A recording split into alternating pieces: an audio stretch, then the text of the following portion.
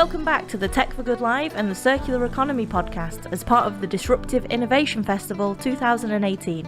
This is episode 2. If you've not listened to the first one, what are you doing here? Go back and listen to it. In the previous episode, we examined what the circular economy is and why it matters. We talked about zero burden and being efficiently effective, but we ended on a huge question. Is it all just theory, or does it actually work? Let's find out.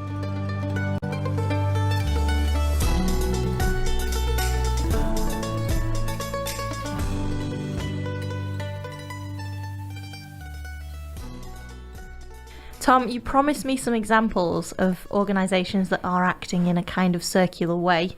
Can you give me some examples then? I can. So I'm going to introduce you back to Amanda from the MMU and Circular Economy Club Manchester.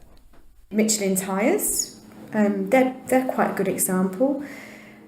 They are basically selling a service or the use of a product rather than the product itself. And they've been doing this for years, apparently. I think it was in the 1920s that they set this up. They lease tyres rather than you actually buying the tyre outright. Okay. And they lease tyres for around 300,000 large trucks from what I can remember.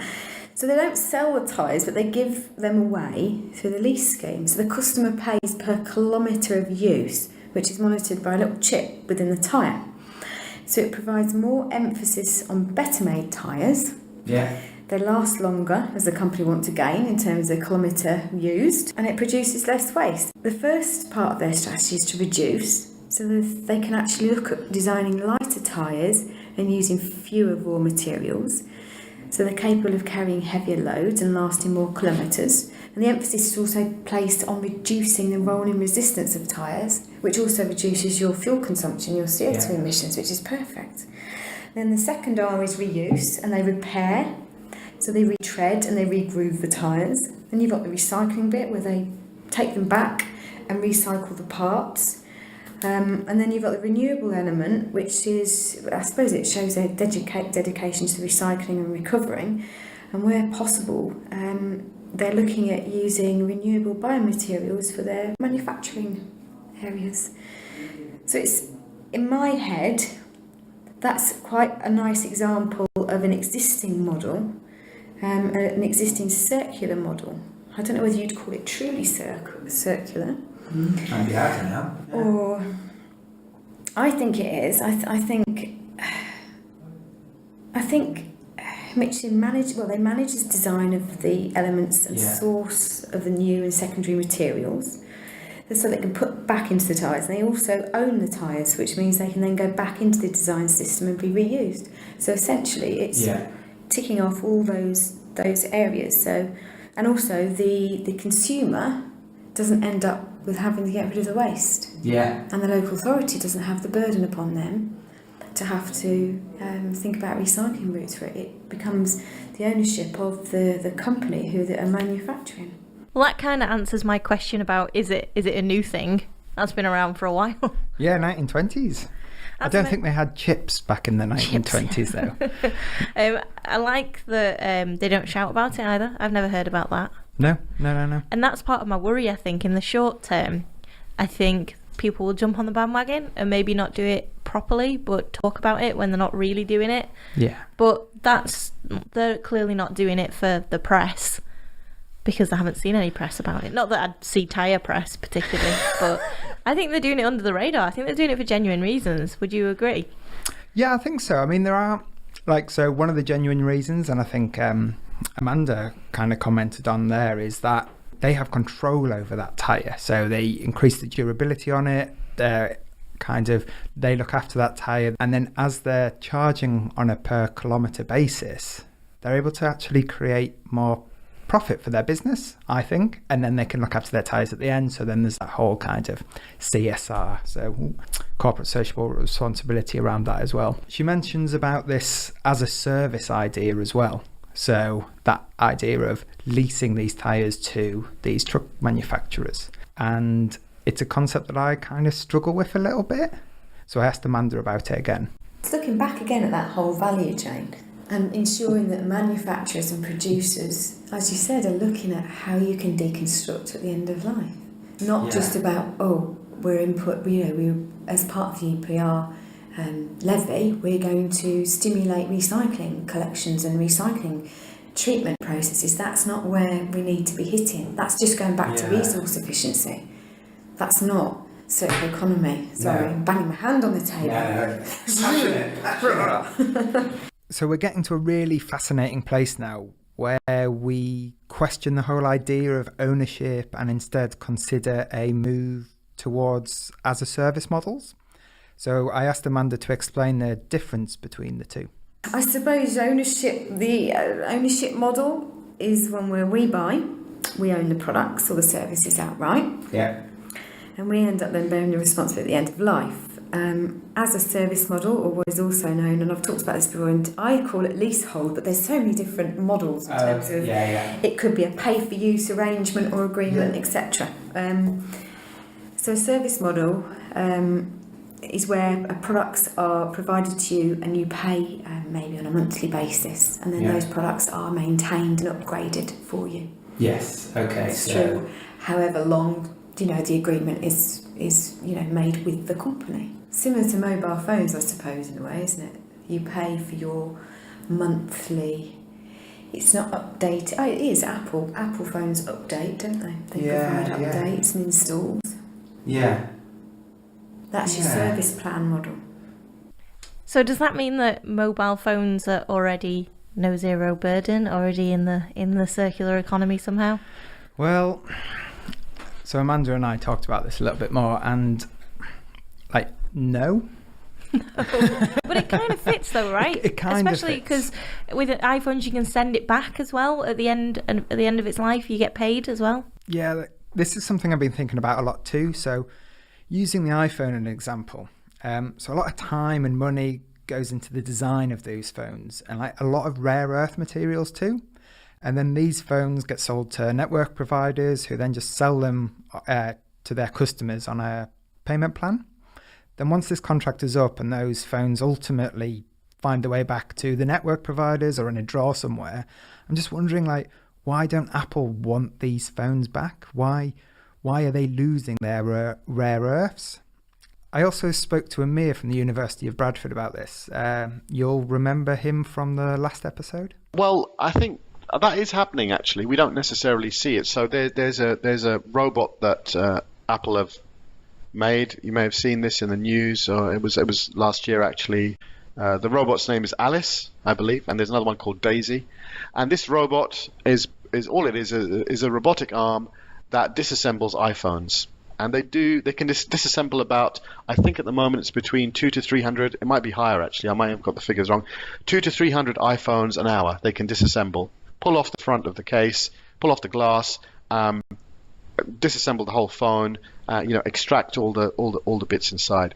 So there are, even with a large global supply chain manufacturer like Apple, for example, there are methods and there are techniques to get involved in that reuse and regeneration of products. Is it happening in the right way? Is it happening in the most effective way? Well, there could be improvements. Of course, for example, there is still, I believe, in Ghana, in West Africa, there is a hub, there is a township. It's a township called Agbogbloshie that is the world's dumping ground for electronic components, and the whole of that township is totally dedicated as an industry to disassembling electronics and electrical items. So there's literally rivers of cadmium and cobalt and other electrical waste that are running through the township, but the livelihood of that township is based upon disassembly. Now, that has a massive environmental and health impact, of course, and that shouldn't really be happening, although the argument goes, well, and the people who live there say, well, we have to make a living as well. And this is very, very difficult because we don't really want that to happen. But we don't want the health effects to happen. Of course, we want people to have livelihoods, but how can we square this circle of resource reuse, stock maintenance, and this idea of disassembly. So one of the challenges that companies will have and should have is, if we are going to reuse our products, can they be disassembled? Are they easy to break down into separate components so that you can actually reuse them, so you can actually regenerate them or recycle them or put them to better uses? So I think, talking to Amir about that, like the phones are almost there. So you've got your phone manufacturers doing that kind of thing, giving them to a telecommunications company. You have that leasing model, so people are already primed to pay every month. But at the end of it, very few phones are going back to Apple. I mean, they do have them, like he was saying. They have a little robot doing did I hear this right? 200 to 300 phones an hour. Little Alice and Daisy are taking Alice and Daisy, yeah. So, but I wonder how many Apple phones are made every hour. And they only have those two robots. And they only have two. Phones, yeah. So it's the start. It's like the start of that process. But yeah, and it's good and it's exciting. But he kind of touches on that other side of it, which is if Apple, for instance, take these phones back, then what happens to those people that have a livelihood? Yeah, this whole thing about Ghana, that was so sad, that there's an entire town full of rubbish, and that's what they do. That's their entire economy. Life. Like rivers of cobalt. I think that just said so much. Yeah. But I think that shows that it's really complicated, right? You can't just tomorrow go, oh, we're going to take all that rubbish off them, because an entire town then loses its livelihood. That's like super complicated. Yeah, and like Amir said, how do you square that circle? But then also, what's like, you do have to think about the environmental impact of it as well. So this is where I'm going to introduce the fourth person I interviewed, Anthony from AO Recycling. So I'm Anthony Sant. I'm the director of AO Recycling, which is part of AO World PLC, AO.com being a retailer of electrical goods. Well, AO Recycling was set up as a division of AO.com to recycle the large domestic appliances, fridges that we collect from AO retailers' customers. You see, AO.com is UK's largest online electrical store. It started back in 2000 as one of the first online stores selling white goods, and 18 years later we're a multi-country, multi-category retailer which sells everything from washing machines to laptops, TVs, mobile phones, etc. So yeah, I talked to Anthony about his plant down in Telford, Bertha. That's the name of the plant. Main focus is on AO Recycling fridges. If you look at the way that fridges have changed, you only have to look at the fact that the amount of collections. So since 2007, we've seen collections by retailers of fridges grow from 7% to over 30% and getting very close to 40%. So there's definitely been a move to retailers collecting it. And I suppose when you think about it, it kind of makes sense. If we think back in 2007, think about how many American fridges you saw in 2007. I always joke about it that if I ever went to anybody's house in 2007 and they had an American fridge, they were rich folk. Suddenly now, but and when you look at American fridges now, okay, they're very affordable. We have many thousands that come back to our plant every month, and I think that how does a consumer get that American fridge in their car and get it back to the council tip? Yeah. You know, it's not sustainable. It's not going to happen. And fridges have just got bigger and bigger. So if you think about that challenge for the consumer, we know that basically our customers, when we are taking away a large double door or American style fridge away, they don't really have an awful lot of choice. You know, how do they get that in their car? I don't know about you. Have you actually tried to get one of these fridges in your car? It's not impossible. I have never taken my own fridge to a tip. It is really hard to do. But usually companies charge to take your fridge away. Okay. Do you know if they charge? I don't know. I didn't look into that. It doesn't necessarily matter. I was just curious as to how that fit in. Yeah. No. I mean, it is an interesting comment because, I mean, yes, you can take it to the tip and it's free to do so in most household waste recycling centres, but if you give it to anyone else, you do have to pay for that service, and you like to get all the right documentation. And again, like actually, AO are a licensed waste company that can take away your fridge, so you can't just give it to anyone. Can't just give it to that guy with the van that you get off the internet, and then what does he do with it? Exactly. So it's a tip, right? Well, he can't, because he's not allowed to. What? Yes. Why? Well, because actually the tips are only for the household waste recycling centres, are only for members of the public. And if you charge to take waste away from someone's house, then you are a business, and therefore you don't have access to a household waste recycling centre. I didn't know any of this. Yeah. Because I do that. Like when I need to get rid of a big piece of furniture. So all this time, either he's been giving it to the waste recycling centre illegally, or he's been fly tipping. Yes, because actually if a waste management company takes it off you and they're illegal, they can't legally get it into anywhere, because there's no way to prove where it's come from.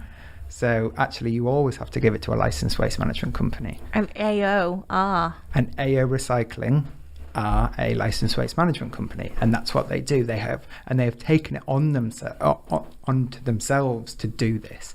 They could have just been a retailer, they could have just been a logistics company, but they've actually taken this responsibility, which kind of touches back with the idea of no zero burden. Why are they doing this though? Are they doing it for good reasons, or is there a business benefit? Good question. This is what Anthony had to say about that. So as soon as we've got hold of that fridge, we've now taken responsibility of that item. So we can't afford that fridge to end up anywhere other than being recycled properly. Yeah. And, we've all seen programmes. You only have to go on iPlayer and see the programme that was done by Reggie Yates, The Insider, A Week in the Life of a Toxic Waste Dump, where you see electrical appliances that have left the UK and ended up in Nigeria. I mean, it's a horrific story, seeing people setting fire to electrical items, burning plastics, and these pollutants escaping to the environment. Would AO really want to be associated with that? And I think what's really important as well, I think our customers wouldn't expect that of us because of the way that we position our business and our attitude to the way that we do things. And therefore, we really do care, and we really do go about business in this way. And therefore, recycling actually was pretty much a given. We had to do it because it's the way we do business. Well, that's the whole thing about being in the circular economy. It's that second word again. So actually this fits within the circular economy message. And I was talking to Amir from Bradford about this, about the kind of, is the circular economy just about being green? This is less about environmentalism, I think, and sometimes circular economy is confused with ideas like sustainability and environmentalism. Now, those are important facets and important philosophies and ideas and approaches to take, but circular economy is much more than that, and it really is about trying to make sure that when we are looking at products and services, are we really designing them, using them in the best way possible? And we can make a circle into a line very, very simply by cutting the circle in half and just bending that circle into a straight line. So we touched about on this in the first episode as well, about sustainable businesses having to be sustainable, and I think that's what AO are doing. So they've created their business model around having a warehouse full of stuff and them selling the stuff, and now they've actually we can create other business models as well around taking that stuff back, and then that feels a lot neater, and then it kind of, like Anthony was saying about that responsibility. So I can't continue talking to Anthony about this kind of how this fits within AO. Well, look, I'm not going to lie to you, okay? There was no question about it, was that we got into the business to protect AO. We got into the recycling to make sure that we could deal with these fridges. But I think that if you take AO's attitude, we talk about our purpose. in having the happiest customers by constantly striving for a better way, and that's really what we're all about. So AO recycling, I think, is in the first step of a journey, and I think that if you think about the circular economy, what better way could you have, or better position could a business be in the fact that we're a retailer, we talk to suppliers and we sell their goods. We're a logistics provider. I mean, this is the thing that most people don't realise. Yeah. We have the best two-man white goods delivery fleet in the country. Mm-hmm.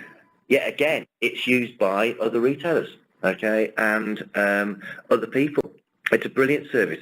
So we control the journey of the product from the warehouse to the customer's home, which then enables us to control the product from the customer's home to AO recycling. Now, are we going on from here? Well, of course we are. We're always going to look at better ways.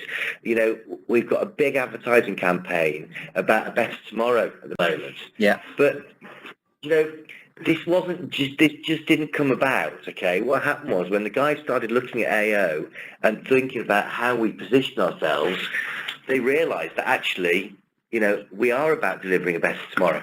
And if you think about a circular economy, the next steps are looking at how we can deal with the products and the outstreams that come from recycling, and maybe look at putting these back into making fridges again. Yeah. It's something we're looking at it.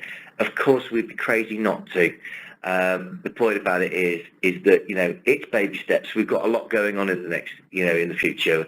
We talk about the fact that retailers are absolutely the best position to collect appliances from home. Okay, it gives us more opportunity for reuse. It prevents waste crime and fly tipping, and it takes pressure off local authority. So we're campaigning about that to try and make that done properly. You know, there's lots of ways where we can build this business. We've already announced that we're building a second fridge plant in the southeast. Can't tell you exactly where yet, but why? Well, I've just said that our fridge plant is currently full, and AO's collections are continuing to grow. Yeah. So we are moving in the right direction, but you know, there is only so many people in the business, and we've only got so many hours in the day to achieve these things. But our attitude to business and our purpose will always remain true to the people in it, and therefore we will continue. And yes, circular economy, just fit. It is the right thing to do. It's what the consumer wants. It's what the environment needs, and therefore it's something that we're in a great position to work on. Well, that sounded nice. Everything's going well there. Yeah, everything seems to be going well for AO recycling. But didn't you talk about no zero burden being more something that the manufacturer does? And this is obviously the retailer, so that changes that a little bit. Yes, yeah. So I think a couple of things that he said in there that was really interesting was this idea of baby steps. And again, in the first episode, talking to Ken, like, you can't just bolt it on. And I think this is an example where it's been bolted on and it seems to be working. But yes, like you say, it is missing out that first step, which is about design. You have to design it well to be taken apart, and at the moment they're not part of that. I asked Anthony about that, if that was something they were looking into. No, absolutely. It's something that, yes, we are starting to talk about. And I think that, you know, the one thing that's really significant, a retailer becoming a recycler, okay, just means that we look at things with a fresh pair of eyes. You know, we have asked questions just why people do things the way that they do things. We've talked to government. You know, you've seen the response we've had from government. We had Therese Coffey, Under-Secretary of the Environment, opened our plant. We've had many ministerial visitors come to the plant and visit us and hear of our ideas and ways. And, you know, we are looking at all different ways of making, you know, a better tomorrow. It is what we're about. So yes, we are, you know, making appliances easier to recycle. Absolutely, that's on the agenda. Why wouldn't we? Okay, not only because it's the right thing to do, our customers actually want that as well. Yeah. So it fits. But the great thing about it is we're so well positioned to understand where the problems in recycling these items, and we can pass on. It sounds like to me that it's actually going to be beneficial to them for the products to last longer, because obviously it's coming back to them and they've got like a full recycling plant now. So that kind of goes against what I was saying in the previous episode about everything seems to degrade after a couple of years. Yes, yeah, this is built-in obsolescence. Yes. I think it's called.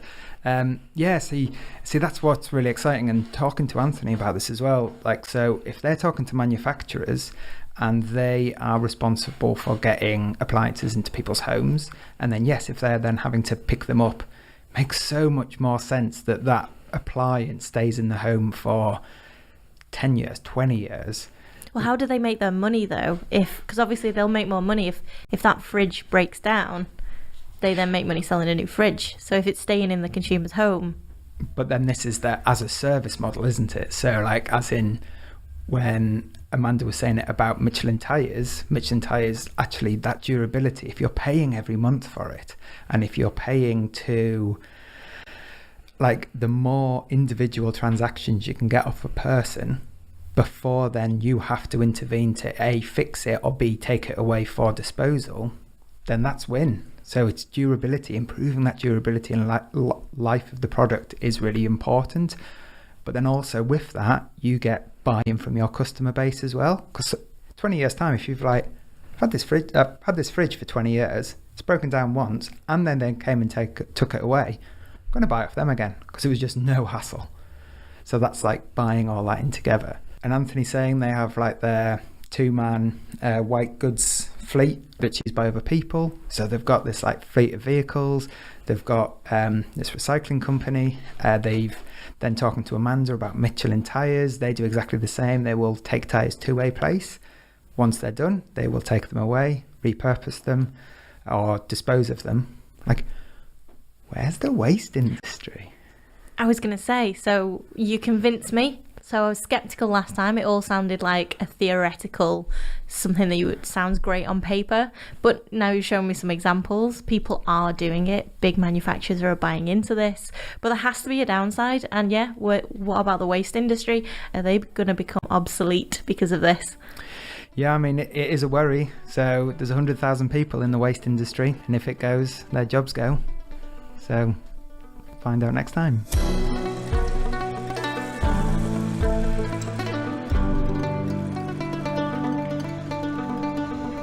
Next time on Tech for Good Live and the Circular Economy, we consider space-age thinking, which is great because I love space. We hear that a Blade Runner-esque future might be on the horizon, and that might not be too bad. Also, and more importantly, we explore the unintended consequences of the circular economy.